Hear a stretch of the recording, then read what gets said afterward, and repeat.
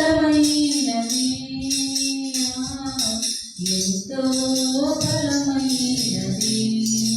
నీ ప్రజల పక్షముగా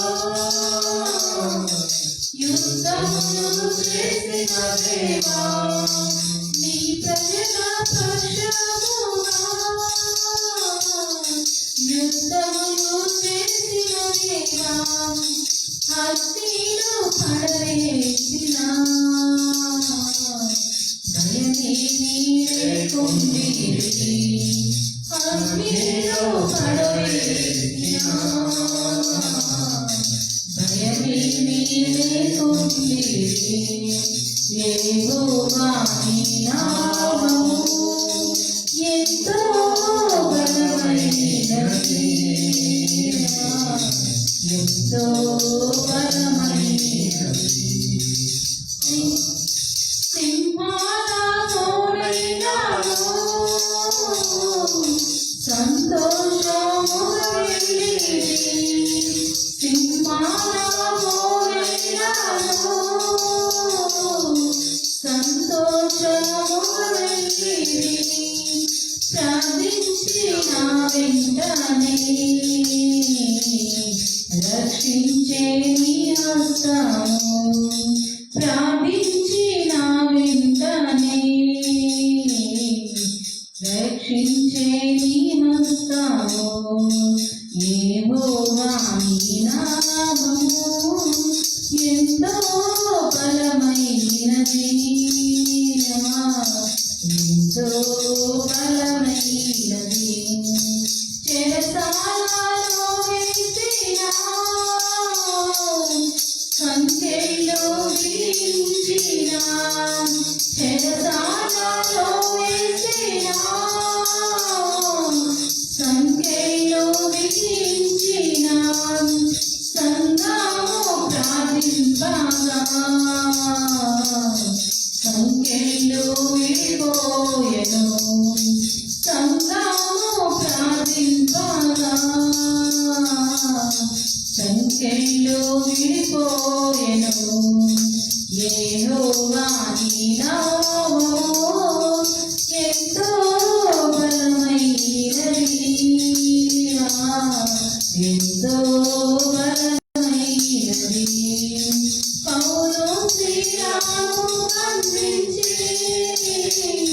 చెరసాలలో వేయగా, పౌలు శ్రీరాము బంధించి చెరసాలలో వేయగా, పాటలతో ప్రార్థించగా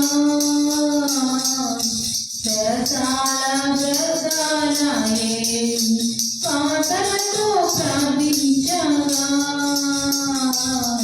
చెరసాలు గర్దాలయే. యెహోవా నీ నామము ఎంతో బలమైనది, ఎంతో బలమైనది. యెహోవా నీ నామము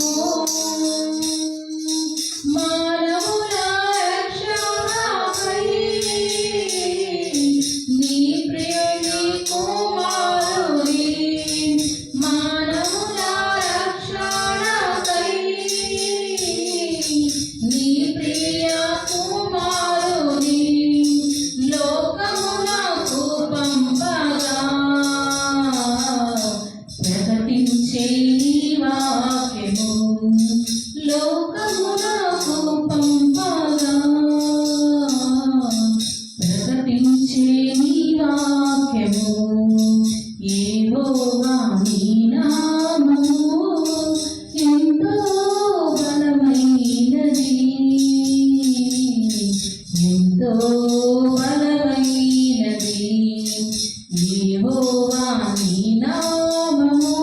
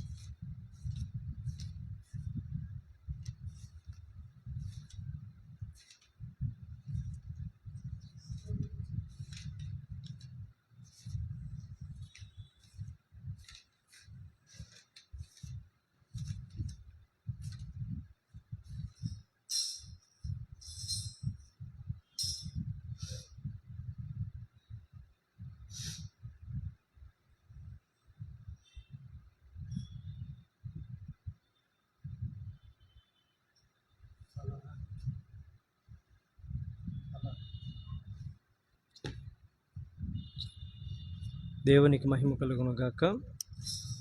మన రక్షకుడును మన ప్రభునైన యేసుక్రీస్తు శ్రేష్టమైన పరిశుద్ధమైన నామమును బట్టి మీకందరికి కూడా నా వందనములు. ఆదివారం దేవుని ఆలయంలో ప్రకటించిన మేరకు ఈరోజు మంగళవారం సియోనులో సంఘ ప్రార్థనగా చేరి ఆయన ఆలయం నందు ఆయన సన్నిధిలో ఆయన స్తుతించి ఆయన ఆరాధించి ఆయన సన్నిధిలో మనం ప్రార్థించుటకు మొరపెట్టుకున్నట్టు దేవుడిచ్చిన ఉన్నతమైన సమయాన్ని బట్టి దేవాది దేవునికి మహిమ కలుగునుగాక. ఈరోజు సంగముగా చేరవచ్చిన మనం మన యొక్క ఆధ్యాత్మిక జీవితం ఎలా ఉండాలి అనేది గత మంగళవారం సంఘ ప్రార్థనలో మనం మాట్లాడుకుంటూ వచ్చాం. ఆదికాండం 5వ అధ్యాయం 28వ వచనం మనం చూసినప్పుడు నోవాహు అనే పేరు మనకు అక్కడ కనబడుతుంది. నోవాహు అనగా నెమ్మది అని అర్థం. నోవాహు ఎప్పుడు నెమ్మది పొందినాడు? దుష్టులతో ఉన్నప్పుడు నెమ్మది కాదు, దుర్మార్గులతో ఉన్నప్పుడు నెమ్మది కాదు, లోకపు ప్రజలతో నెమ్మది కాదు, లేదా లోకంలోని సుఖ సంపదల చేత అష్టైశ్వర్యముల చేత నెమ్మది కాదు. తన యొక్క కుటుంబ రక్షణ కొరకు ఓడలు చేసుకొని దేవుని యొక్క మాట ప్రకారం ఎప్పుడైతే ఓడలోనికి ప్రవేశించినాడో ఆ ఓడలో నెమ్మది కలిగి జీవించి నేటి దినమున ఉన్నటువంటి జన సమూహానికి మూలకారకుడైనాడు. నోవాహులో ఉన్నటువంటి ఉన్నతమైన ప్రత్యేకమైన లక్షణాలను దేవుడు గమనించి తనను నీతిమంతునిగా చేసుకొని ఆయన దగ్గరకు వచ్చిన తర్వాత నీతిమంతుడు ఎప్పుడు నశించకూడదు, దేవుని యెడల నమ్మకం కలిగిన వాడు ఎప్పుడు నశించిపోకూడదనే యొక్క సిద్ధాంతం నోవాహు జీవితంలో మనకు కనబడుతుంది. నీతిమంతుడు మొదట అనేక కష్టాలు పడినా, శ్రమలు పడినా, బాధలు పడినా, అవమానాలు పడినా, ప్రజలందరి చేత గేలి చేయబడి హేళన చేయబడినా కూడా కానీ నోవాహును ఒక్కసారి చూసినప్పుడు నీతి కొరకు శ్రమ పడేవారు, నీతి కొరకు కష్టపడేవారు, నీతి కొరకు అవమానపడి బాధలు పడేవారు ఈ నోవాహును చూసి ధైర్యం తెచ్చుకోవటానికి మన కళ్ళ ముందు కనబడతాడు. ఎందుకనంటే లోకమంతా ఒకవైపు ఉంది, నోవాహు ఒకవైపు ఉన్నాడు. లోకంలో అనేక మంది ఒకవైపు ఉన్నారు, కానీ నోవాహు ఒంటరిగా ఉన్నాడు. కానీ ఆ నోవాహుతో దేవుడు ఉన్నాడు. ఈ లోకంలో నీ జీవితంలో మన బ్రతుకుల్లో అనేకమైనటువంటి పోరాటాలు మన జీవితంలో కలుగుతున్నప్పుడు వాటిని చూసి భయపడక, దిగులు పడక, జడీక, కృంగిపోక దేవుని పక్షమున మనం నిలబడగలిగే పరిస్థితి యొక్క విశ్వాసమైన జీవితం మనలో పెంపొందించుకున్నప్పుడు నోవాహును దేవుడు కరుణించి రక్షించినట్లుగా నిన్నును, నీ కుటుంబాన్ని, నీ జీవితాన్ని, నీ బ్రతుకును కూడా నా దేవుడు రక్షించగలడు. ఎందుకంటే నీతిమంతుడు నీతి మూలముగానే బ్రతుకునని వాక్యం సెలవిస్తాడు. అబ్రహాము ఏ రీతిగా నీతి పొందుకున్నాడో నోవాహు ఎందుకంటే గొప్ప నీతిని పొందుకున్నాడు. నోవాహు నీతి మనం గత వారం చూసినప్పుడు నీతిమంతుడని దేవుని చేత పిలువబడడానికి ఒక ప్రత్యేకమైనటువంటి కారణం ఏంటి, ఎందుకు అతను అలాంటి వాడు అనేది మనం గత వారం చూసినప్పుడు హెబ్రీ రాసిన పత్రిక 11వ అధ్యాయం 7వ వచనంలో మనం చూసాం. నోవాహు విశ్వాసము కలిగిన వాడై ఉన్నాడని. విశ్వాసముతో మాత్రమే కాదు, దేవుని యందు భయభక్తులు కలిగి తన కుటుంబం యొక్క రక్షణ కొరకు అవిధేయతలతో పాటు నశించుకోకుండా దేవుని యొక్క మాటను బట్టి ఓడను సిద్ధం చేసుకున్నాడు. విశ్వాసం కలిగిన వారు ఎవరంటే యేసుక్రీస్తుని నమ్ముకొని మేము క్రైస్తవులని చెప్పుకునే వాళ్ళు కాదు, దేవుని మాటని విని దాని చొప్పున చేయవాడే విశ్వాసి లేదా నీతిమంతుడు. అబ్రహాము వరకునే విశ్వాసి కాదు, దేవుడు ఏదైతే చెప్పినాడో దానికి లోబడి దేవుడు చెప్పినట్టు చేశాడు. దానియేలు దేవుడు ఊరకనే నీతిమంతుడని పిలవలేదు, దేవుడు చెప్పినట్టు చేశాడు. తన దృష్టికి చెప్పిన వాటి చేసేవారు నీతిమంతులు. చెప్పినట్టు వినేవాళ్ళు కాదు, విన్నదాన్ని చేసేవారే విశ్వాసం కలిగిన వారు. ఈ విశ్వాసం మనలో ఉంది అని అనటానికి రుజువు ఏంటి అంటే, నోవాహు దేవుని మాటకు భయపడ్డాడు, మనుషుల మాటకు భయపడలేదు. ఓడను సిద్ధం చేసుకున్నప్పుడు ఆ విషయం అక్కడ ఉన్నటువంటి ఊర్లో ఉన్న ప్రజలందరికీ తెలియజేసినప్పుడు ఎవరు కూడా ఆ విషయాలను పరిగణలోకి తీసుకోపోగా ఆయన్ని అపహసించినారు, గేలి చేసినారు, ఒక వెర్రివాడి వలె అపహసించినారు. కానీ అయ్యో జనాలు ఎందుకు ఇలా అంటున్నారే, ఎక్కువ మంది ఇలా అంటున్నారే, అలా అంటే ఇందులో ఏదో సత్యం ఉందని మనుషుల మాటకు లోపడలేదు, కానీ దేవుని మాటకు భయపడ్డాడు. కాబట్టి గొప్ప విశ్వాసం కలిగిన వాడని, నమ్మకం కలిగిన వాడని పేరు తెచ్చుకున్నాడు. మన ఆధ్యాత్మిక జీవితంలో కూడా దేవుని నమ్ముకునే వారంగా ఉండట కంటే దేవుని యొక్క ఉన్నతమైనటువంటి ఆశయాలను, దైవుని చిత్తాన్ని మన జీవితంలో జరిగించే వారంగా ఉండటం అది ఎంతో క్షేమకరం. అందుకని రెండవదిగా చూస్తే ఆదికాండం 6:8 అతడు దేవుని వలన కృప పొందిన వాడని రాయబడి ఉంది. విశ్వాసి అయిన తర్వాత దేవుని కృప మన జీవితంలోనికి రావాలి. ఈ కృప ద్వారా మనం ఫలించగలం, వృద్ధి చెందగలం. ఈ కృప అధికమయ్యే కొలది దేవునిలో కూడా మనము అధికమైనటువంటి ఆత్మీయతను కలిగి జీవించడానికి దోహదం చేస్తుంది దేవుని యొక్క కృప. ఒక్కొక్కసారి దేవుని యొక్క చేతుల్లో బహు బలముగా వాడబడడానికి మనకు జ్ఞానం లేకపోవచ్చు, చదువు లేకపోవచ్చు, సంపద లేకపోవచ్చు, విద్యలు లేకపోవచ్చు, కానీ ఏమి లేకపోయినా పర్వాలేదు, కానీ దేవుని కృప మన ఎడలో ఉంటే లోకములో కన్నులకు కలుగునట్టి కీర్తిని నేను మీకు కలుగు చేస్తానంటాడు. గొప్ప ఖ్యాతిని కలుగు చేస్తాను. దీనికి క్వాలిఫికేషన్లు కానీ మరి ఏ అవసరం లేదు. దేవుని మందిరములో, దేవుని ఆలయములో మనము కూడా ఒక బలము కలిగినటువంటి పాత్రగా వాడబడాలని దేవుని కోరిక. దేవుని కృప ఎవరి మీద ఉంటుందో వారు బహు బలముగా దేవుని సంఘములో, దేవుని ఆలయములో వాడబడుతూ ఉంటారు. అపోస్తలుడైన పౌలు కృప పొందుకున్నాడు, శిశువులకు మించినటువంటి పరిచర్య చేసినాడు. స్టెఫను దేవుని కృపను పొందుకున్నాడు, అద్భుతమైనటువంటి దేవుని యొక్క రాజ్యాన్ని వాక్యమును ప్రకటించి ఒక హతసాక్షిగా మిగిలి పరిశుద్ధుడైనటువంటి వాడిగా అకయ ప్రాంతంలో ప్రథమ ఫలమైన కుటుంబముగా దేవునికి ఆయన కనబడుతూ ఉంటాడు. మూడవదిగా చూస్తే 2 పేతురు 2:5 అతడు నీతిని నమ్మి, ఏ నీతినైతే నమ్ముతున్నాడో, ఏ దేవునైతే నమ్ముతున్నాడో తన నీతిని, తన విశ్వాస్యతను ప్రకటిస్తున్నాడు. ఈ రోజుల్లో దేవుణ్ణి మనం నమ్మినాం. దేవుణ్ణి ఎందుకు నమ్మామంటే ఆయన దేవుడని. ఆయన ఎప్పుడు దేవుడు అయ్యాడంటే ఎవరు చేయలేని గొప్ప కార్యాలు నీ జీవితంలో, నా జీవితంలో, మన జీవితంలో దేవుడు చేసినప్పుడు చేసిన వాటిని వివరించేవారుగా ఉండాలి. యేసు ప్రభు మనం 4 సువార్తలు చూసినప్పుడు బలహీనులను, రోగులను స్వస్థపరిచినప్పుడు వారు పొందుకున్న స్వస్థతను బట్టి వారు దేవుణ్ణి మహిమపరిచేవారు. వారు ఉన్నటువంటి ప్రాంతాల పరిధిని బట్టి ఆ ప్రాంతమంతటా కూడా దేవుని కార్యాలను వివరించారు.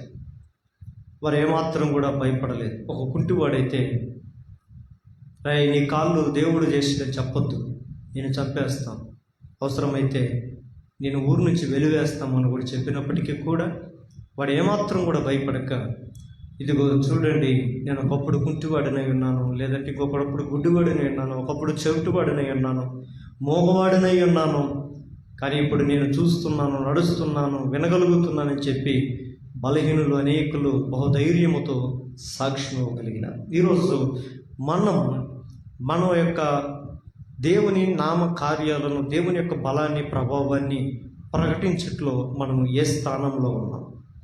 ఈరోజు ఎంతమంది జీవములైన దేవుని సంఘమానికి వస్తున్నారో, దేవుని శరీరంలో భాగమై ఉన్నారో, దేవుని పరలోక రాజ్యం యొక్క పాలు పంపుల్లో భాగస్వాములు ఎవరైతే ఉంటారో వారు ఖచ్చితంగా దేవుని నీతిని ప్రకటించేవారై ఉంటారు. ఆమె పరలోక రాజ్యానికి ఎవరు అర్హులు?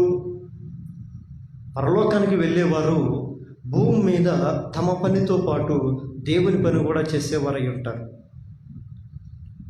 అంటే తమ కొరకు చేసే పని తమ బ్రతకటానికి.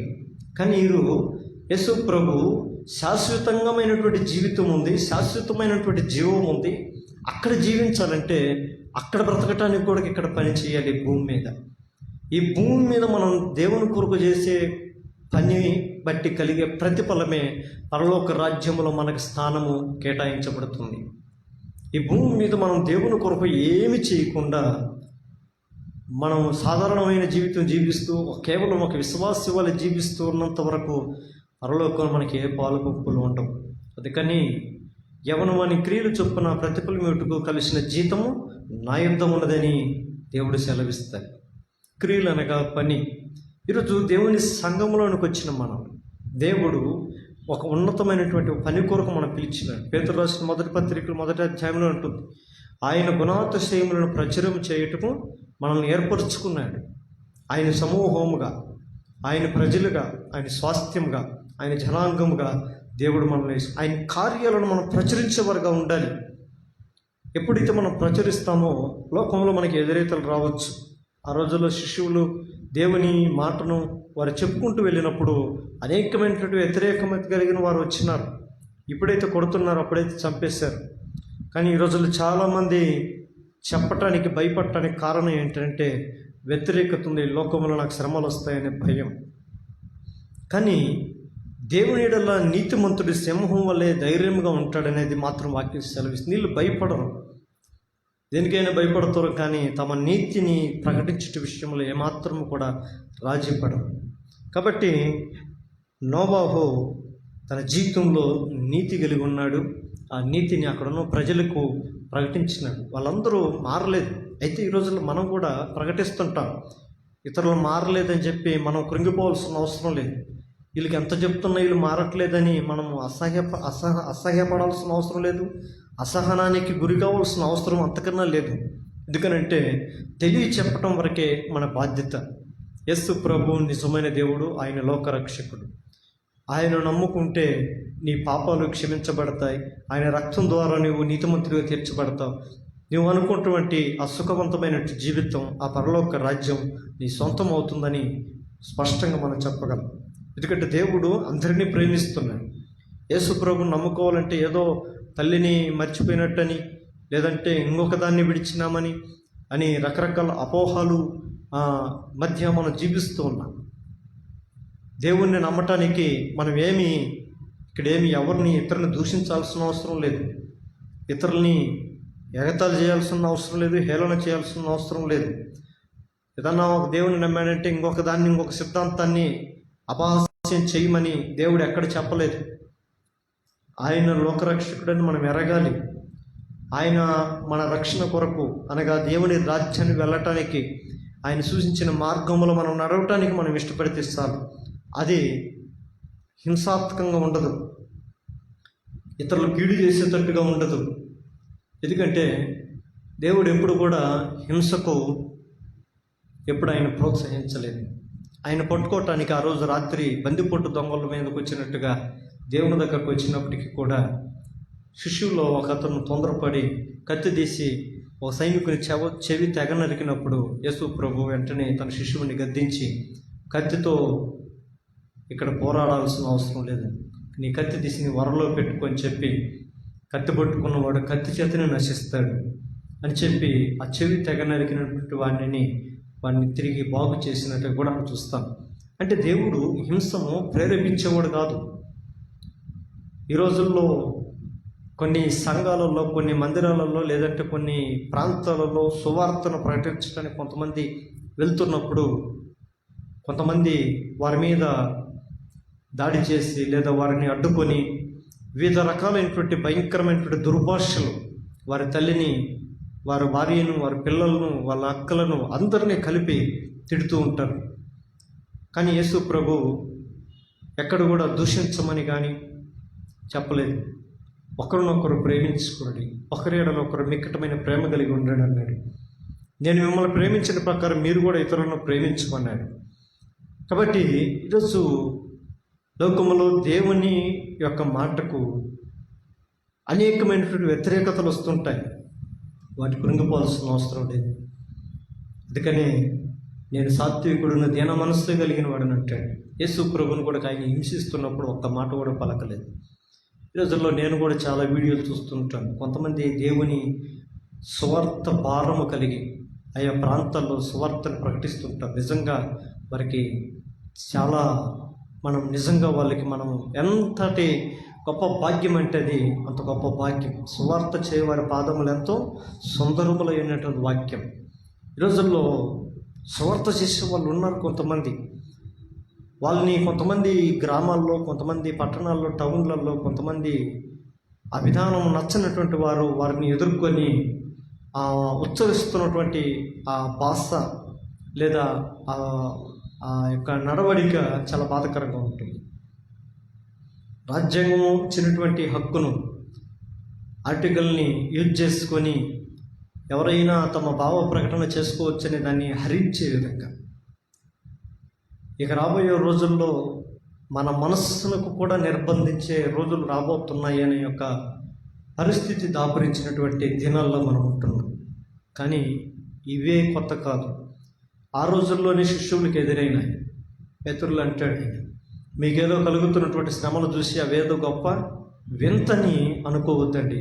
ఇక ముందున్నటువంటి వారు, మీ ముందున్నటువంటి వారికి కూడా అలాంటివి చేసినారు. కాబట్టి దేవుని పని కొరకు మనం కొన్నిసార్లు ప్రతికూల పరిస్థితుల్లో నిలబడవలసి వస్తుంది. అయినా సరే మనం నమ్ముకున్నటువంటి నీతిని విడవక దాన్ని ప్రకటించేవారుగా ఉండాలి. ఆమేన్. ఈ వారము మనం నేర్చుకోవాల్సింది ఏంటంటే, నోవాహు ఓడలోనికి చేరిన తర్వాత తన జీవితం ఎలాంటిది, ఎందుకు నోవాహు ఓడలోనికి దేవుడు చేర్చినాడు. ఈ ఓడ అనేది దేవుని సంఘానికి గుర్తు, దేవుని ఆలయానికి గుర్తు. దేవుని యొక్క సంఘంలో మనం చేరాలి. ఇదిగో లోకంలో అన్నీ గతించిపోయే ఒక రోజు ఉంది, కానీ ఆయన సంఘము ఆయనతో పాటు ఎత్తబడుతుంది. ఆ సంఘములో మనం చేర్చబడాలి. భూమి మీద ఉన్న కృత్యములని, పంచభూతములన్నీ మిక్కటమైన వేండ్రముతో లయమైపోతాయని వాక్యం సెలవిస్తుంది. కానీ ఎవరు క్షేమంగా ఉంటారు ఆ దినాల్లో అంటే, నోవాహు ఏ రీతిగా ఓడలోనికి వెళ్ళి క్షేమంగా ఉన్నాడో, నేటి దినాల్లో యేసు ప్రభువును నమ్ముకున్నటువంటి వారు, దేవుని ఎడల విశ్వాసం కలిగిన వారు, దేవుని భయభక్తులు కలిగినటువంటి వారు, దేవుని కృప పొందుకున్నవారు, దేవుని ఎడల నీతి కలిగి నడిచేవారు ఆయన సంఘములో లేదా ఆయన ఆలయంలో ప్రవేశించాలి. ఆయన ఆలయానికి దూరంగా ఉంటూ, ఆయన సంఘానికి దూరంగా ఉంటూ నువ్వు సాధించేది ఏం లేదు. నువ్వు దేవుని సంఘానికి ఎంత దూరంగా ఉంటావో పరలోక రాజ్యానికి కూడా నీవు అంతే దూరంలో ఉంటావు. నీ పక్కనున్న నీ సమూహంలో ఉన్నటువంటి సంఘాన్ని చేరలేని నీవు పరలోక రాజ్యాన్ని చేరుకోగలననేటువంటి విశ్వాసం అది ఏమాత్రం కూడా అంగీకరింపదగినటువంటిది కాదు. దేవుని మందిరాన్నే మనం చేరలేం, దేవుని మందిరాన్నే మనం చేరుకోలేం. పరలోక రాజ్యాన్ని ఏ రీతిగా చేరుకోగలం? ఆకాశమున దురాత్మల యొక్క సమూహాన్ని దాటి పరలోక రాజ్యాన్ని ఏ రీతిగా మనం వసూలు చేసుకోగలం? అందుకనే పరలోక రాజ్యాన్ని ఆయన భూమి మీద తీసుకొచ్చినాడు. ఆయన రాజ్యమే ఆయన సంఘం. ఆయన రాజ్యంలోకి మనం వచ్చినప్పుడు ఆయా ప్రజలు, ఆయా రకాలైనటువంటి అందరూ ఇక్కడికి వస్తారు. ఆయన మనందరినీ ఒక రాజ్యముగాను, ఒక జనముగాను చేసి ఉన్నాడు. అదే మహిమ కలిగిన, జీవము కలిగిన దేవుని సంఘం. కాబట్టి ఆదికాండం 6వ అధ్యాయం 9వ వచనంలో కూడా చూస్తే ఇక్కడ నోవాహు యొక్క జీవితం కనపడుతుంది. అతను నిందారహితుడై ఉన్నాడు. నిందారహితుడు. చూడమ్మ మాట చూడు, జెనసిస్ చాప్టర్ 6:9. ఆదికాండం 6వ అధ్యాయము 9వ వచనం.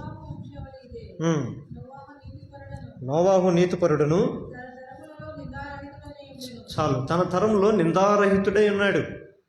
ఈరోజు ఒకప్పుడు మన ముందుటి తరం ఎలా ఉంది? మన తల్లిదండ్రులు ఒకప్పుడు దేవుని నమ్ముకున్నారు. కొంతమంది చెప్తుంటారు, మా తల్లిదండ్రులు నామకార్థ క్రైస్తవులు, వాళ్ళ కడుపును పుట్టిన వాళ్ళు గొప్ప దైవ సేవకులుగా, గొప్ప దైవభక్తి కలిగిన కుటుంబాలుగా కొంతమంది పరిగణించబడుతున్నారు, ఉంటున్నారు కూడా.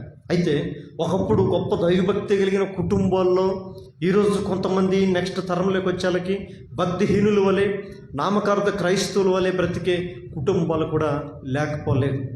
అయితే మన తరములో మన భక్తి మన తరాన్ని ప్రభావితం చేసేటట్లుగా ఉండాలి.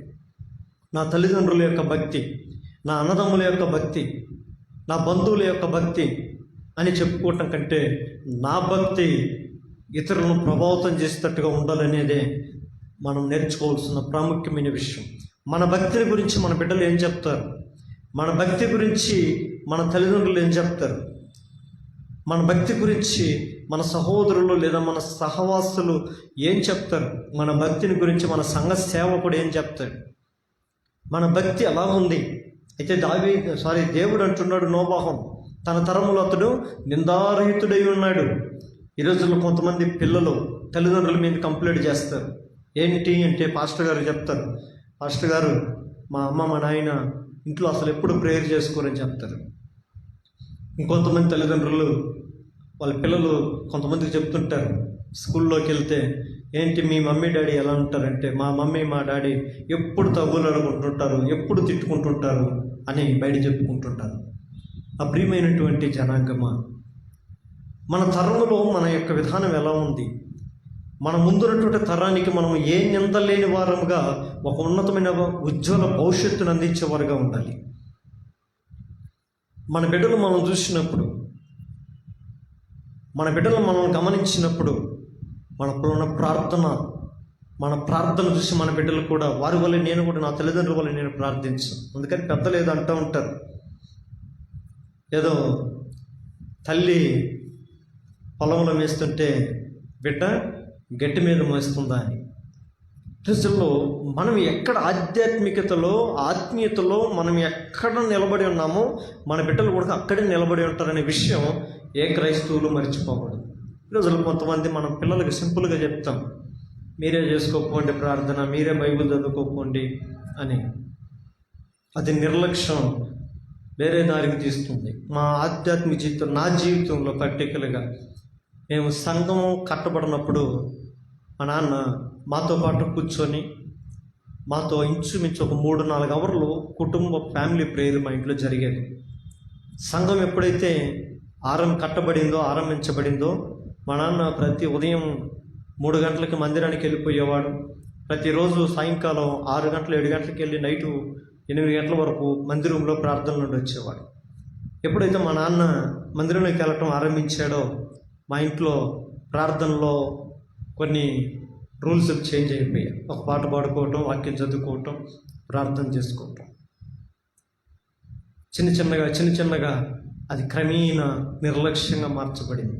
ఏదో చేయాలంటే చేయాలి అన్నట్టుగా ఒక యవన కాలంలోకి వచ్చిన తర్వాత మా జీవితాల్లో ఒక పట్టత్వాన్ని కోల్పోయినాయి. కానీ దేవుడు మా కృప కలిగిన వాడు.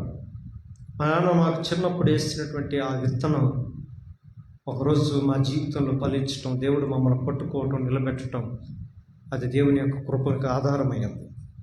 అందుకని నోవాహు తన జీవితంలో నిందారహితుడై ఉన్నాడు. ఈరోజు మన జీవితంలో, ఆధ్యాత్మిక జీవితంలో, ఆత్మీయ జీవితంలో ఎవరైనా మనము చూసినప్పుడు నింద లేనటువంటి వారముగా మనం కనబడాలి. సంఘంలోనైనా, కుటుంబంలోనైనా, సమాజంలోనైనా, ఎక్కడైనా మనం ఎలా నడుచుకుంటున్నాం? తన తరము వారిలో ఆయన నిందారహితుడైన దేవునితో నడిచినాడు. నెక్స్ట్ మన కుటుంబాన్ని, మన జనరేషన్, మనం దేవుని యొక్క మార్గం నడిపించాల్సిన అవసరం ఎంత ఉంది. ఈరోజు మనం దేవుని ఆలయంలోనికి మనము ప్రజల్ని ఏ రీతిగా మన బిడ్డలను మనం నడిపిస్తాము, రేపు ఒక రోజు నడుస్తారు. అందుకని బాలుడు నడవలసిన త్రోవను వారికి నేర్పించారు. వారు పెద్దవారు అయినప్పుడు దాని నుండి తొలగిపోరు. నోవాహు బాల్యంలో వాళ్ళు ఏదైతే నేర్పించినారో ఆయన తొలగిపోలేదు. కానీ ఆయన తన కుటుంబాన్ని కూడా నడిపించే స్థాయికి వెళ్ళినాడు. ఈరోజు మన జీవితంలో కొంతమంది సంఘాల్లోనికి భర్తలు వస్తే భార్యలు రారు, భార్యలు వస్తే భర్తలు రారు, భర్తలు వస్తే బిడ్డలు రారు, బిడ్డలు వస్తే తల్లిదండ్రులు రారు. సంఘంలో ఉన్న మన కుటుంబాలు ఎలా ఉండాలి? అందుకని నిందారహితులుగా ఉండాలి. దేవుడు మనం చూసినప్పుడు ఏ నింద కూడా మన మీద ఉండకూడదు. ఇది 5వదిగా చూస్తే ఆదికాండం 6వ అధ్యాయం 9వ వచనంలోనే నిందారహితుడిగా ఉంటూ దేవునితో కూడా నడిచిన వాడని రాయబడి ఉంది. దేవునితో పాటు నడుస్తున్నాడు. ఈరోజు మనం దేనితో నడుస్తున్నాం? ఒక బండి ఇంధనంతో నడుస్తుంది అంటాం కదా. మనం ఒక క్రైస్తవుడు ఎలా నడవగలుగుతాడంటే క్రీస్తుని బట్టే నడవగలడు. క్రీస్తు లేకుండా ఎప్పుడు క్రైస్తవుడు కాలేడు. ఈరోజు చాలామంది క్రైస్తవులే కానీ క్రీస్తు లేడు. చాలామంది నడుస్తున్నారు కానీ వారితో పాటు దేవుడు లేడు. ఒకరోజు యెహోషువ తన ప్రజలందరినీ యుద్ధానికి పంపించాడు. యుద్ధం బలంగా జరుగుతుంది కానీ ఆశించిన ఫలితాలు రావట్లేదు. అక్కడ యుద్ధంలో శత్రువుల చేతుల్లో వీళ్ళు కూలిపోతున్నారు, పారిపోతున్నారు, యుద్ధంలో ఓడిపోతున్నారు. కారణం ఏంటి అని తెలియట్లేదు వాళ్ళకి. దేవుని మందసం వారితోనే ఉంది, దేవుని మందసం ఇక్కడే ఉంది కదా, ఏమైంది అని అంటే అప్పుడు అర్థం కాక దిక్కుతోచని స్థితిలో యెహోషువ ప్రార్థన చేసినప్పుడు యెహోషువతో దేవుడు అంటాడు, నువ్వెలా నాకు మొరపెడుతున్నావు? ఇదిగో నా ప్రజలు పాపం చేసి ఉన్నారు, నేను వారిని విడిచిపెట్టి ఉన్నాను. దేవుడు తన ప్రజలతో నడిస్తే విజయం, ఆయన నడవకపోతే అపజయం, అవమానం మన జీవితంలో వస్తాయి. దేవునితో పాటు నడవడం అది గొప్ప అనుభవం. ఆ అనుభవం మనల్ని ఒక ఉన్నత శిఖరానికి చేరుస్తుంది. చాలామంది తమ జీవితంలో సాక్ష్యం చెబుతూ ఉంటారు, ఒకప్పుడు నేను ఇలా ఉండేవాడను, అలా ఉండేవాడను, ఎప్పుడైతే నేను దేవుడు నమ్ముకున్నానో ఈరోజు నా జీవితం మారింది, నా బ్రతుకు మారింది అని అనేకులు ఎదుట సాక్ష్యం చెప్తుంటారు. కారణం ఏంటంటే దేవునితో నడవడం ఒక అనుభవం. ఒకప్పుడు నేను భయంకరమైన త్రాగుబోతుని, తిరుగుబోతుని, దొంగను, దోచుకునేవాడని ప్రజలు చెప్తూ ఉంటారు. మారడానికి కారణం ఏంటి? తను ఆ నడిచే మార్గంలో నుంచి దేవుని మార్గంలో నడిచినప్పుడు ఒక ఉన్నతమైన ప్రత్యేకమైన గొప్ప జీవితాన్ని దేవుడు అనుగ్రహిస్తాడు. ఎప్పుడు కూడా మన జీవితాలు, నేను బెంగళూరుకు వచ్చిన తర్వాత మా నాన్న అడుగుజాడల్లో నడవటం కంటే నాకంటూ నా 2 కాళ్ళు ఉన్నాయి, వాటిల్లో నడవడం శ్రేష్టం అనుకుని బెంగళూరుకు వచ్చేసాను. బెంగళూరుకు వచ్చిన తర్వాత నాకు ఇష్టమైన మార్గంలో నడవడానికి ఇష్టపడ్డాను.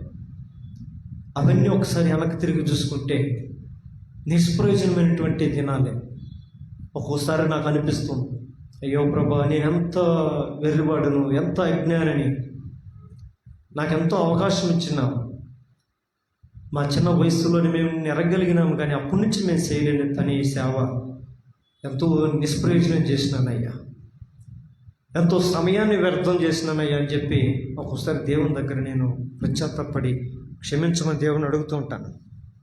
నడిచేదానికి అవకాశం ఉన్నా కూడా నడవలేకపోయినా మన బలసత్వాలు, జవసత్వాలు ఇంకా మనలో బలంగా ఉన్నప్పుడే ఆయనతో పాటు నడవగలాలి. మన మోకాల్లో బలం ఉన్నప్పుడే మనం మోకాళ్ళు వేయగలం. మోకాల్లో బలం పోయిన తర్వాత మనం వేయలేము. అందుకని మనలో బలం ఉన్నప్పుడే మనం దేవునికి దగ్గరగా ఉండాలి, ఆయనతో పాటు నడవగలగాలి. ఈ రోజుల్లో లోకంలో ఉండేది దేవునితో పాటు నడవగలిగితే, దేవునితో పాటు నడవలేకపోతే వేరొక మార్గం ఉంది, సాతాను దుష్టుని మార్గం. ఉండేది 2 మార్గాలు. అందుకని పాట కూడా పడతారు, 2 దారులు, ఏ దారి కావాలో తెలుసుకో మానవాని ఒక పాట కూడా పడుతుంది. 2 దారుల మధ్య ఉండేదే 2 దారులు. ఈరోజు ఏ దారి కావాలి? క్రీస్తు మార్గంలో వెళ్తే మొదట ఆరంభం కొద్ది కష్టంగానే ఉంటుంది. అందుకని ఇరుకు మార్గమున ప్రవేశించడానికి ఇష్టపడండి. అది సంకుచితంగా ఉంటుంది, కొద్ది కష్టంగానే ఉంటుంది. కొద్ది దూరం వెళ్ళిన తర్వాత అది ఎంతో రమ్యంగా ఉంటుంది, అది ఎంతో ఆహ్లాదకరంగా ఉంటుంది, ఉన్నతమైన జీవితానికి దారి చూపిస్తుంది. ఈరోజు దేవుని బిడలుగా నోవాహు ఏ రీతిగా ఒక ప్రత్యేకమైనటువంటి అవలక్షణాలు కలిగిన దాంట్లో గొప్ప గుణం ఏంటంటే దేవునితో పాటు నడిచే అనుభవం. ఈరోజుల్లో మనం కూడా నడిచే నడవడిక, ప్రభా నా అడుగులు ఎలా వెళ్తున్నాయి, నా ఆలోచనలు ఎలా వెళ్తున్నాయి, నా తలంపులు ఎలా వెళ్తున్నాయి, నేను ఎలా ప్రవర్తిస్తున్నాను, ఎలా నడుస్తున్నాను ఈ లోకంలో. ఆ రీతిగా మనం ఎప్పటికప్పుడు మనం పరీక్షించుకుంటూ, ఒకవేళ కాని మార్గంలో ఉంటే, దేవునికి అయిష్టమైన మార్గంలో ఉంటే వెంటనే మనం ఆయన మార్గంలోకి రావడానికి ఇష్టపడాలి. ఆయన మార్గంలోకి వస్తే మనకెంతో క్షేమం. కాబట్టి నోవాహు దేవునితో కూడా నడిచినాడు. దేవునితో పాటు నడుస్తూ ఏం చేశాడంట చూడండి అమ్మ. ఎబ్రీ రాసిన పత్రిక 11వ అధ్యాయం 7వ వచనం. ఎబ్రీ రాసిన పత్రిక 11వ అధ్యాయం 7వ వచనం.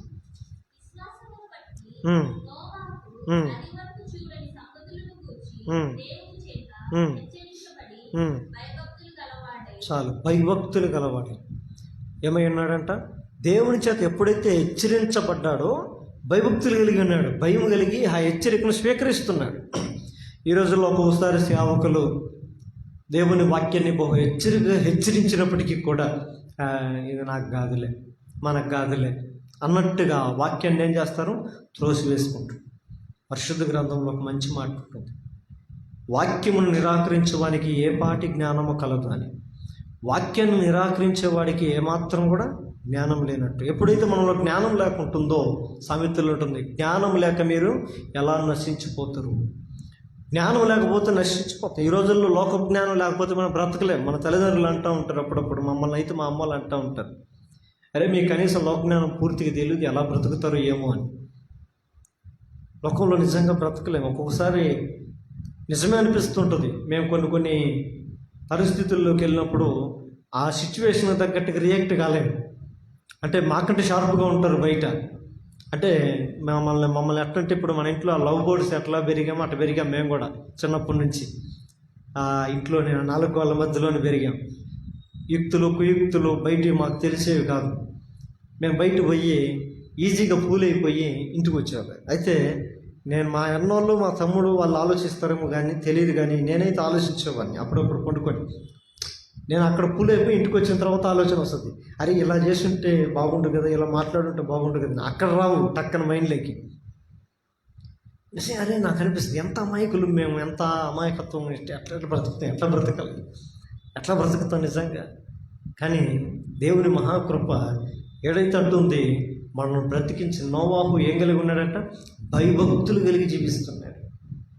రోజుల్లో మన బ్రతుకుల్లో దేవుని ఎడల హెచ్చరికను పొందుకున్న, దేవుని మాటను బట్టి భయభక్తులు కలిగి, దేవుని మాటకు భయపడదు. నేను సేవకు తీర్మానం చేసుకోక ముందుగా ఈ అంత్యోక చర్చి యానివర్సరీ రోజు అంకుల్ తిమోతి అంకుల్ గారు ఎబ్రోన్ నుంచి వచ్చి వాక్యం చెబుతున్నారు. ఆ వాక్యం చెబుతుంటే ఆ వాక్యం నా హృదయానికి పట్టుకునేది. నేను చాలాసేపు ఈ వాక్యం ఏంటి నా కోసమే చెప్తున్నాడా అని అనుకొని, చాలా ఇంతమంది ఉంటారు మన గురించి ఎందుకు చెప్తారు అని అనుకొని తలదించుకున్నా. ఎప్పుడైతే తలదించుకున్నానో ఆ సేవకు నోట్లోంచి ఒక గంభీరమైన స్వరం వచ్చింది, నన్ను కాదనుకొని నీవు తలదించుకుంటున్నావా? ఇంకెన్ని దినాలు నువ్వు నన్ను కాదనుకొని నాకు దూరంగా వెళ్తావు అని ఆయనకు ఒక గుండె చల్లు అనేది ఒకసారి. అరే ఇంతకు నన్నే చూసి చెప్తున్నాడు ఏమైనా. నేను తల పైకెత్తి ఆయన వైపు చూసా, ఆయన నా వైపు చూడలా, చెయ్యట్టు పెట్టట్టు నీతోనే దేవుడు మాట్లాడుతున్నాడు.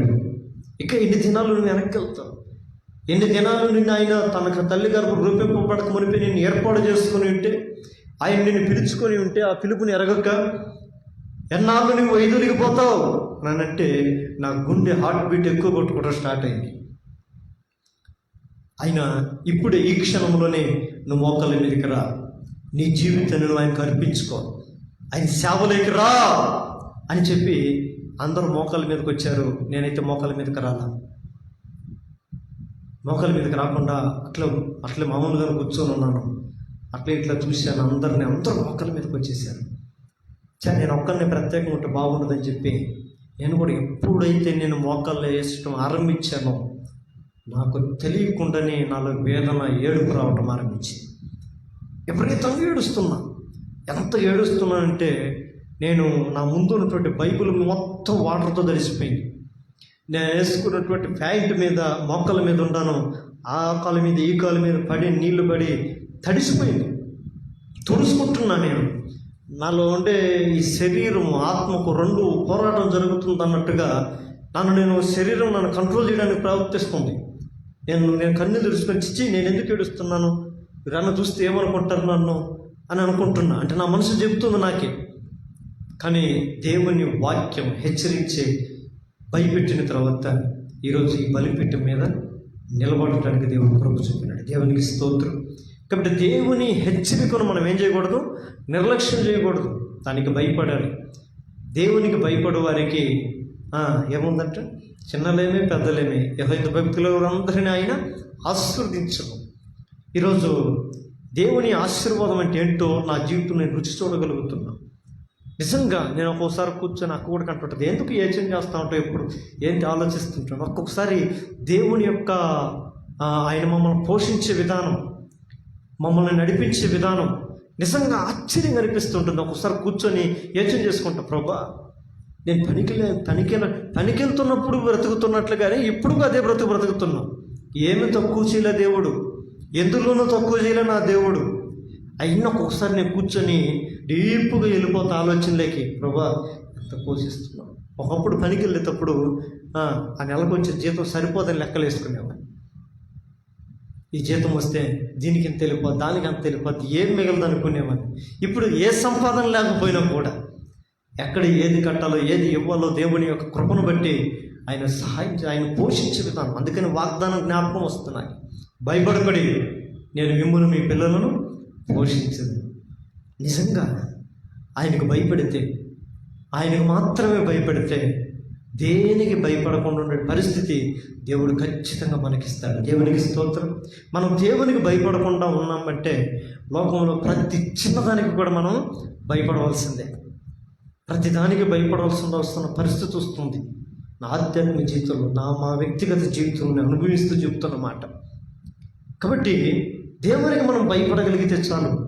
అందుకని అంటాడు, భయపడకూడదు, మీరు అనేకమైన పిచ్చుకల కంటే మీరు శ్రేష్ఠ. ఆకాశ పక్షులు చూడండి, వాటిని ఎలా పోషిస్తున్నానో. అడవిలోని గడ్డిని చూడండి, అడవి పువ్వులు చూడండి, వాటిని ఇంతగా దేవుడు అలంకరిస్తే అల్ప విశ్వాసులారా, మరి దేవుడు మిమ్మల్ని ఇంకెంత హెచ్చుగా మీ ఎడల కృప కలిగి ఉంటాడు. దేవుని యొక్క ఉన్నతమైన కృప మన ఎడల ఉందండి. కాబట్టి ఆ యొక్క దేవుని యొక్క ఆ అనుభవాలు మన జీవితంలో మనం పొందుకోవాలని అంటే మనం ఏం కలిగి ఉండాలంట? భయభక్తులు కలిగి ఉండాలి. నోవాహు భయభక్తులు కలిగి ఉన్నాడు. అందుకని ఆయన కుటుంబాన్ని దేవుడు రక్షించినాడు. అది మాత్రమే కాదు, చివరిగా ఒక మాట చెప్పి నేను ముగిస్తాను. హెబ్రీ రాసిన పత్రిక 11:7 కూడా చూడ మాటల కిందకు చదువు. దైన్యం భయభక్తులు విధేయత,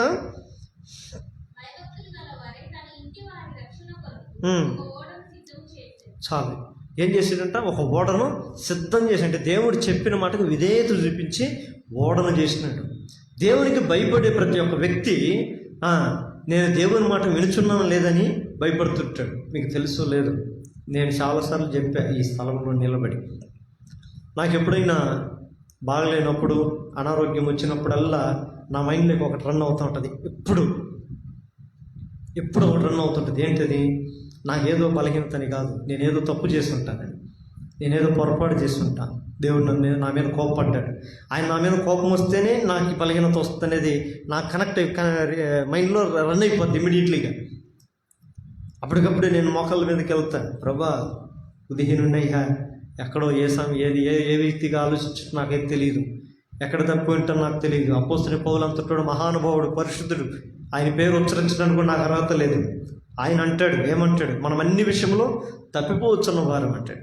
ఆయన అంతటోడే తప్పిపోతున్నాడంటే అంత మాత్రం కాదు. ఇంకొక మాట అంటాడు, ఇదిగో నాలో ఏది మంచిది నివసింపదగదనే నేను ఎరుగుతును. ఏది కూడా నాలో మంచిది లేదు,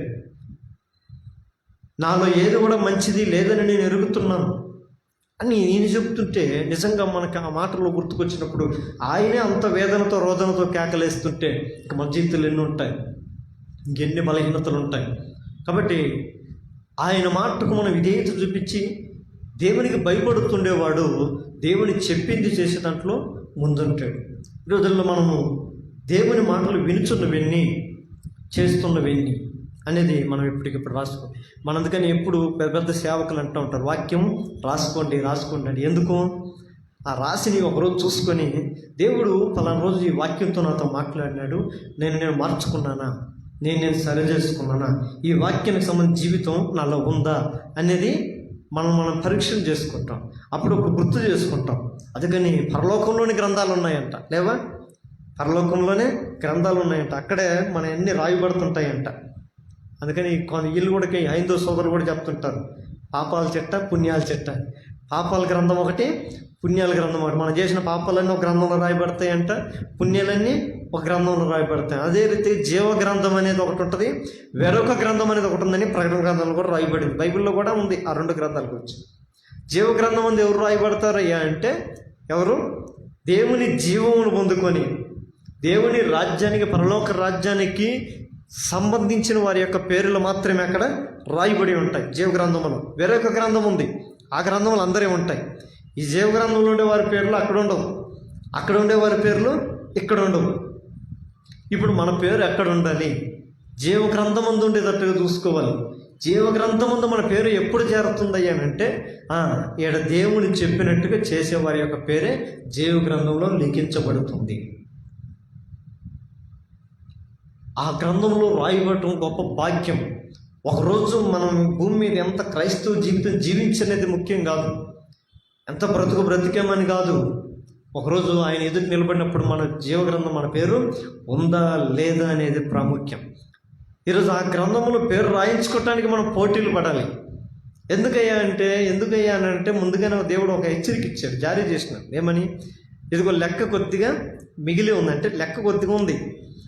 ఒకవేళ ఎంతోమంది పేర్లు రాయబడి ఉన్నాయాడ, ఏదో ఇంకొక 10 మంది బ్యాలెన్స్ ఉండొచ్చేమో. ఆ 10 మంది నిండిపడింది అనుకుంటే దేవుని రాకడ వచ్చేస్తుంది. ఒకవేళ ఆ 10 మందిలో మన పేరు ఉంటే ఎంత భాగ్యం. లేకపోతే ఏంటి పరిస్థితి? అందుకని ప్రభువా ఇంక లెక్క కొద్దిగా ఉన్నదని నువ్వు పరిశుద్ధులుగా చెప్తున్నావు కదా. వారి ఆత్మలు ఏం చేస్తున్నాయంట? బలిపీఠం నుండి నాదా సత్యస్వరూపి, ఎందాక నువ్వు భూలోకమునకు తీర్పు తీర్చకుండా ఉంటావు. దయచేసి భూలోకానికి తీర్పు ఇచ్చేసి తొందరగా మమ్మల్ని విడిపించి ఆ పరలోక రాజ్యంలో మమ్మల్ని చేర్చేయాలంటే కొద్దిగా ఓపిక పట్టండి, ఇంకొద్దిగా లెక్క ఉంది.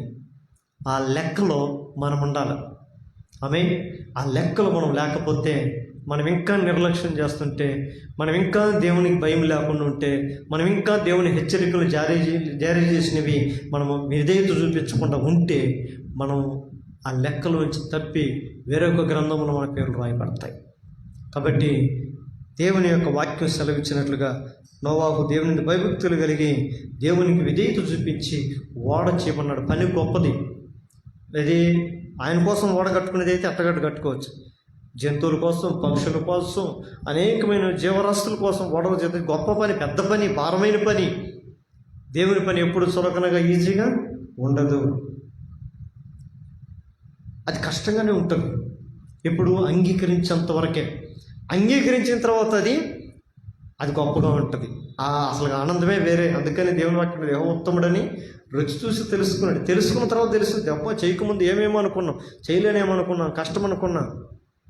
ఒకసారి ఈ సేవ, ఈ పరిచర్య కూడా ఒక్కోసారి అనిపిస్తుంటుంది అసలు చేయలేమేమని. సతీష్ మేము కూర్చొని మేము పొద్దున అయినా మన పల్లవి కష్టాలు భోజనం ఆపేద్దాం అని అనుకున్న రోజులు కూడా ఉన్నాయి. ఎన్నిసార్లు అనుకోలేదు. మనకు మంచిది ఈ పని అని అనుకుంటున్నాం, కానీ దేవుడు నడిపిస్తున్నాడు. ఆయనకు మనం విధేయత చూపించగలిగితే మన ముందున్న కార్యాలు ఆయన నిర్వర్తిస్తాడు. దేవునికి స్తోత్రం. కాబట్టి అలాంటి కృప కలిగినటువంటి వాడు, పొందుకున్నటువంటి వాడు నోవాహు. కాబట్టి మన మోకాళ్ళ మీదకి వద్దాం. దేవుని యొక్క సంఘంలో చేరము. నోవాహు ఓడలోనికి చేరాడు. ఓడ అనేది సంఘానికి గుర్తు. ఈరోజు మనం గుడికి దేవుని ఆలయంలో మనం ఉంటూ దేవుని ఉన్నతమైనటువంటి కరుణ కటాక్షం, ఆయన అనుగ్రహించు రక్షణ, యేసులో ఉండే రక్షణ మన జీవితంలో, మన కుటుంబంలో, మన బ్రతుకులో మనం పొందుకోవాలనంటే నోవాహు లాంటి విశ్వాసం మనలో ఉండాలి. ఈరోజు మన విశ్వాసం ఎలా ఉంది? మన నమ్మకం ఎలా ఉంది? గాలికి ఊగే రెల్లు వలె ఉందా? అయితే బలమైన విశ్వాసం కలిగి ఉండాలి, స్థిరమైన విశ్వాసం కలిగి ఉండాలి, గట్టి విశ్వాసం కలిగి ఉండాలి. అలాంటి విశ్వాసంతో మనం ఉన్నప్పుడు దేవుడు మన ఎడల కృప చూపిస్తాడు. నోవాహు కృప పొందినవాడు. దేవుని కృప మన మీదకి వస్తే ఆయన కొరకు మనము ఫలిస్తాం, ఆయన కొరకు మనం జీవిస్తాం. మూడవదిగా నోవాహు నీతిమంతుడు, ఆ నీతిని ప్రకటించేవాడిగా ఉన్నాడు. ఈ రోజుల్లో మన విశ్వాసాన్ని, మన నమ్మకాన్ని, దేవుని యొక్క ఎందును బట్టి మనం దేవుని వెంబడిస్తున్నామో ఆ మేలులను లేదా ప్రతిఫలాలను మన లోకంలో ప్రకటించేవారుగా ఉండాలనేది నోవాహు మనకు నేర్పిస్తుంది. నాలుగవదిగా నిందారహితుడు. ఏ నింద లేని వాడిగా తన తరములో అతడు నిందారహితుడై ఉన్నాడు. ఈరోజు మన తరంలో, మన జనరేషన్లో మనం ఎలా ఉంది? మన పిల్లలు ఎదుట మన భక్తి ఎలా ఉంది? మన ఆత్మీయ జీవితం ఎలా ఉంది? మన ముందున్న వారికి ఎడల, వారి చుట్టుపక్కల వాళ్ళ దగ్గర మన భక్తి జీవితం ఎలా ఉంది? మనం చూసి ఎగతాళి చేసేటట్లుగా ఉండకూడదు. మన భక్తిని, మన విశ్వాసాన్ని చూసి ఎగతాళి చేసేటట్టుగా ఉండకూడదు. మన భక్తి మన కుటుంబానికి ఒక బలం కావాలి. ఒక యోబు యొక్క భక్తి ఆ కుటుంబానికి ఒక కంచి వేసినట్లుగా మన తరానికి, మన కుటుంబానికి, మన భక్తి ఆ రీతిలో ఉండాలి. అంత మాత్రమే కాదు, దేవునితో పాటు నడిచినటువంటి అనుభవం నోవాహుది. ఈరోజు మనం లోకంతో పాటు నడుస్తూ, బంధువులతో పాటు నడుస్తూ, మన కుటుంబస్తులు, రక్త సంబంధంతో పాటు నడుస్తూ దేవునితో పాటు నడవలసిన పరిస్థితుల్లో ఎప్పుడో వెనకబడిపోయాం. ఇప్పుడే పరిగెత్తి దేవుని చేయి పట్టుకునే వరంగా ఉండాలి. దేవుణ్ణి విడిచితే మనం లోకంలో పడిపోతాం. లోకంలో పడితే నశించిపోతాం. లోకంలో ఏదీ మంచిది లేదు, ఏదీ శ్రేష్టమైనది లేదు. లోకమును ప్రేమించేవాడు దేవునికి విరోధి. ఈ లోక స్నేహం దేవునితో వేరు. కాబట్టి మనం ఈ లోకంలో ఉన్నప్పటికీ కూడా దేవుని చేపట్టుకుని మనం ఈ లోకంలో ఆయనతో పాటు నడిచే వారంగా ఉండాలి. నోవాహు రీతిగా నడిచి దేవుని యందు భయభక్తులు కలిగిన వాడుగా ఉంటున్నాడు. అంత మాత్రమే కాదు, 7వదిగా దేవుని ఎడల తన విధేయతను చూపించి ఓడను చేశాడు. ఈరోజు మనం కూడా చేసుకుంటాం. మన రక్షణ కొరకు మన జీవితాన్ని మనమే కట్టుకుందాం. నోవాహు ఓడను కట్టినట్టుగా మన ఆత్మీయ జీవితాన్ని మనం కూడా కట్టుకుందాం. ఈరోజు మనకు దేవుడేమో పడవలు వేయమని చెప్పలేదు, బిల్డింగులు కట్టమని లేదు, కానీ మనమే కట్టుకోవాలి. మనమే నిర్మించుకోవాలి. దేవా, నన్ను కట్టండి, నీ ఆలయముగా, నీ నివాసముగా నన్ను కట్టుకోండి. నీవు నాలో ఉండాలయ్యా, నాలో జీవించాలి. ఆ రోజు ఆ ఓడలో ఉండటం బట్టి నోవాహు రక్షించబడ్డాడు. ఈరోజు నువ్వు నాలో ఉంటేనే నేను రక్షించబడగలను. నువ్వు నాలో లేకపోతే ఈ లోకంలో నాలో చేరుతాయి. అవి నాలో చేరాయంటే నేను నశించిపోతాను. నేను నశించిపోకున్నట్లుగా, నేను గతించిపోకున్నట్లుగా, నేను లైవ్ అయిపోకున్నట్లుగా, నేను బ్రతుకున్నట్లుగా, నేను రక్షించబడినట్లుగా, నేను క్షేమంగా ఉండినట్లుగా ప్లీజ్ నా జీవితంలోనికి రండి, నా హృదయంలోనికి రండి, నా కుటుంబంలోనికి రండి, మా బ్రతుకులోనికి రండి అని మనం ఆహ్వానించినప్పుడు ఆయనే మనం తన నివాసంగా చేసుకొని, తన ఆలయంగా మనం మార్చుకొని, మన యందు జీవిస్తూ మనం రాబోయే రోజుల్లో ఎక్కడ నశించిపోకున్నట్లుగా, ఈ లోకంలో ఎక్కడ మనము ఉగ్రత పాకుండానట్లుగాను ఆయన మనం రక్షించినట్లుగా వాక్యం ఇట్టున్న మనకును దేవుడు అట్టి కృప, అట్టి భాగ్యము, ధన్యత దయచేయగాక. అట్టి విశ్వాసంతో నోవాహు లాంటి జీవితంతో మనం కూడా పురుగొల్పబడి నోవాహు దేవుని నిలిచినట్టుగా మనం ఒకరోజు నిలబడగలిగితే ఆ పడవలోనికి నోవాహు వెళ్ళినట్లు మనం దేవునిలోనికి, దేవుని రాజ్యములోనికి, దేవుని యొక్క స్వాస్థ్యంలోనికి మనం ప్రవేశించే పరిపూర్ణమైన ఆ స్వతంత్రత, ఆ అనుమతి దేవుడు మన కుటుంబాలకు, సంఘానికి దయచేయగాక. ఆమేన్. ప్రార్థన.